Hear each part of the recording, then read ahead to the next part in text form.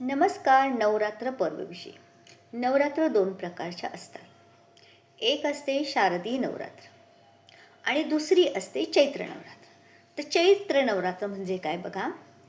एक नवरात्र चैत्रात येते.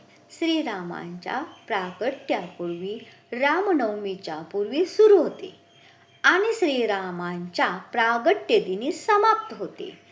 रामाचा आनंद मिळवायचा असेल आणि रावणाच्या क्रूरतेपासून वाचायचे असेल तर आत्मरामाचे प्राकट्य करा. म्हणजे बघा, काम, क्रोध, मद, मत्सर, मोह, द्वेष, अहंकार आणि शरीरातला मी आणि संसाराला माझे मानणे हा रावणाचा मार्ग आहे. याचाच अर्थ संसाराचा त्याग करणे नसून संसाररूपी सागरातील अपेक्षा, सेवेच्या बदल्यात मेवा हवाच, तसेच माझे माझे आणि भ्रांतीचे ओझे म्हणून म्हटले आहे, मीपणा लुप्त करा व माझ्या भगवंताची सेवा म्हणजेच परमार्थ प्रपंच करावा.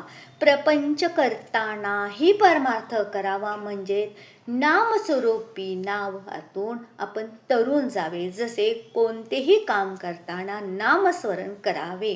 प्रपंच आणि परमार्थ ह्या आपल्या संसाररूपी सागराच्या दोन चाके आहेत. प्रपंच कर्तव्य म्हणून करावा आणि परमार्थ हा आपल्यासाठी भवसागर तरून जाण्यासाठी आहे म्हणून करावा. आत्म्याला मी आणि संपूर्ण ब्रह्मांडाला आत्मिक दृष्टीने माझे मानणे हा श्रीरामांचा मार्ग आहे. असे आहे नवरात्र पर्व.